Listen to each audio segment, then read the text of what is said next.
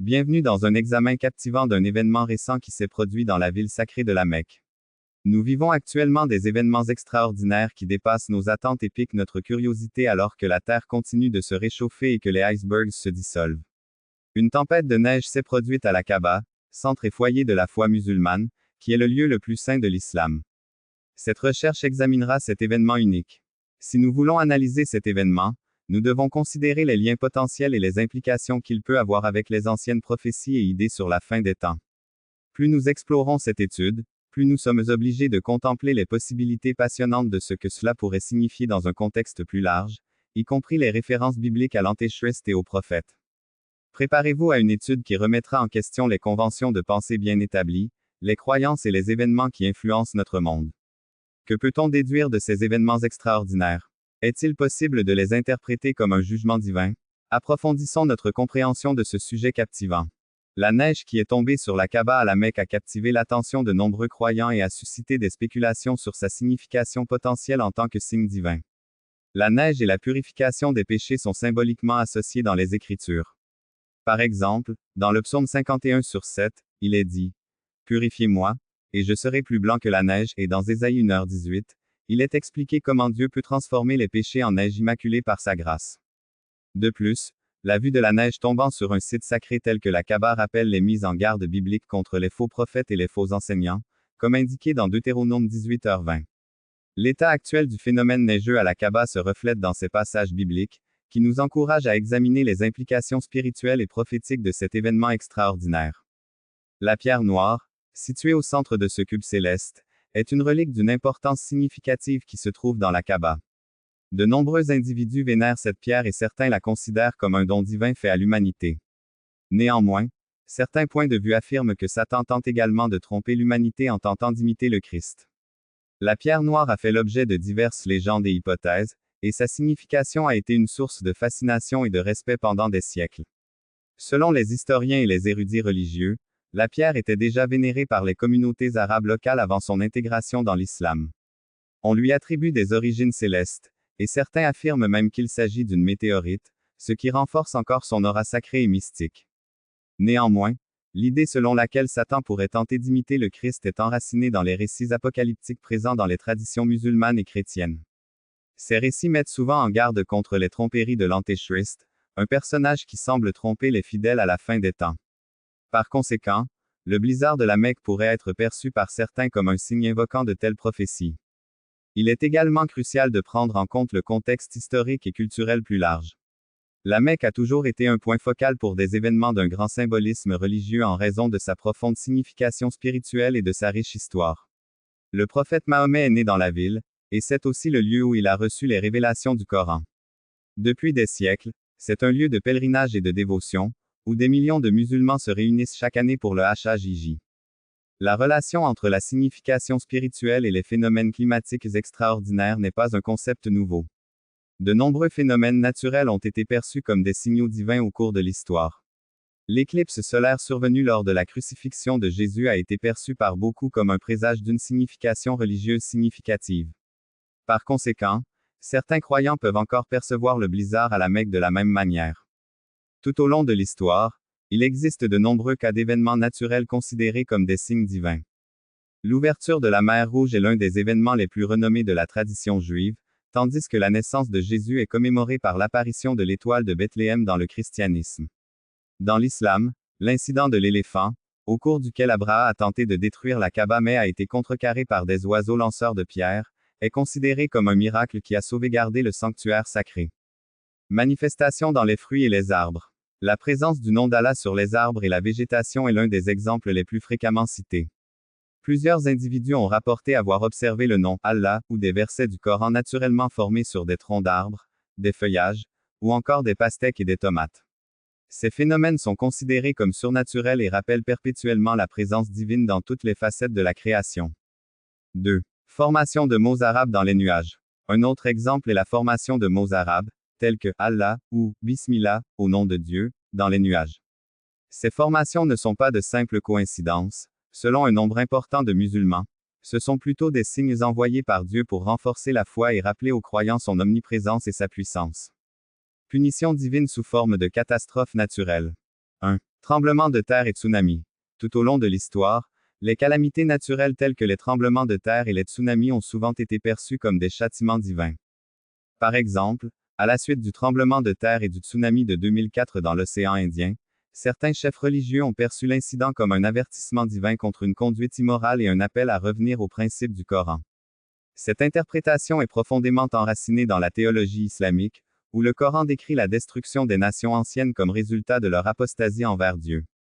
2. Éruptions volcaniques. Cette lentille observe également les éruptions volcaniques. La destruction provoquée par les volcans contraste souvent avec les représailles infligées à l'humanité qui a rejeté les prophètes de Dieu, comme le détaille le Coran.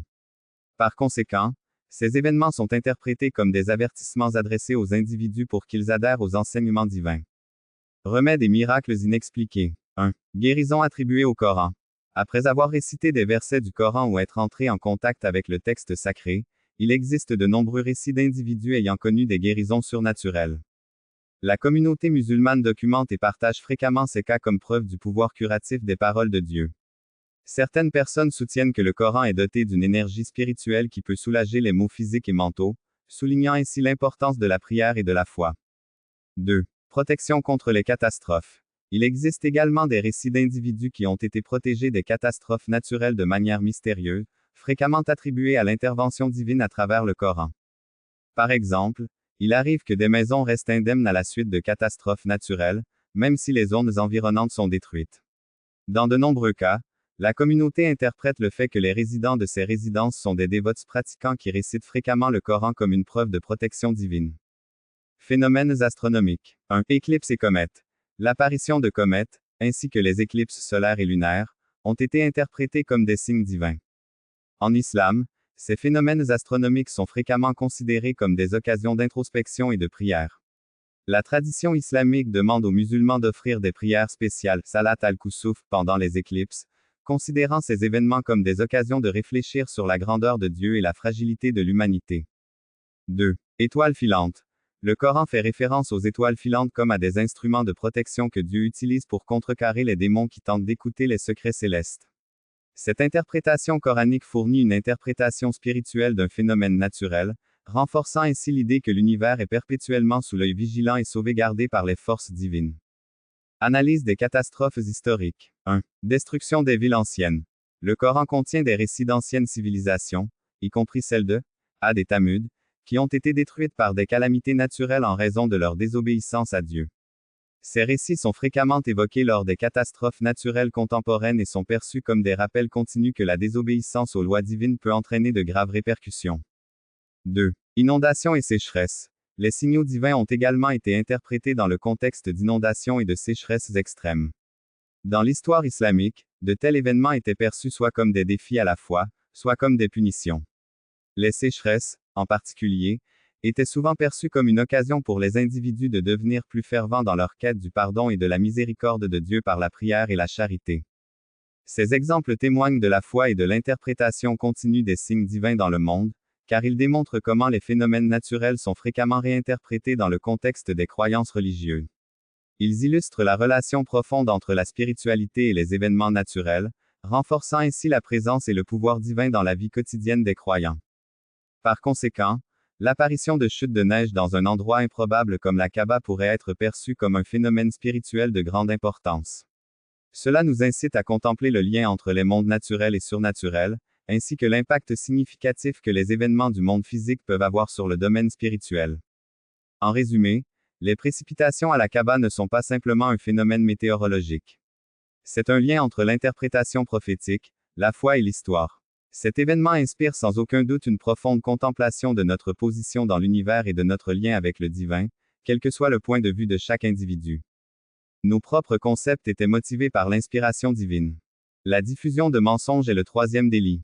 Les distorsions parmi les prophètes qui attribuaient faussement leurs paroles à Dieu en disant des mensonges n'étaient pas tolérées par Dieu.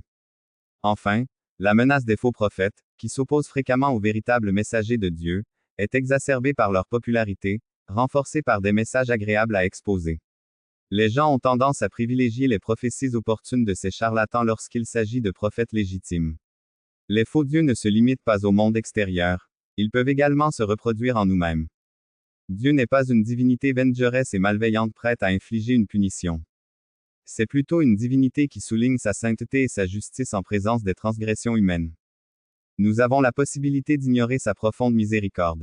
Les Écritures et les enseignements de Jésus soulignent qu'il y a des répercussions au rejet de Dieu. Cependant, l'attention divine est dirigée vers la compassion et la grâce.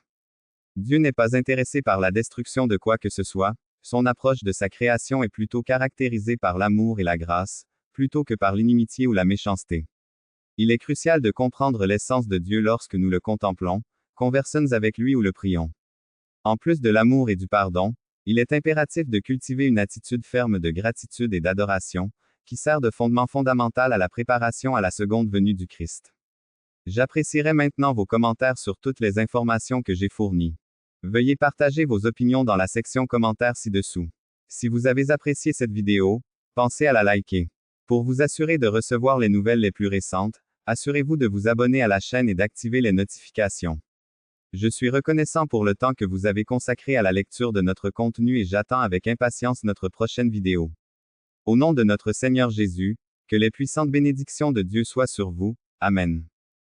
cont.bar/bar/com.alpha20.filemanagé.fileprovidé/root/download/franc% C3% 8% Israël %C3% ASB%20 parenthèse ouvrante 3 parenthèses fermante.txt croisillon 2.2. Texte égal bienvenue %20 dans %20 1, sur %20 vous %2 C %20 Amen.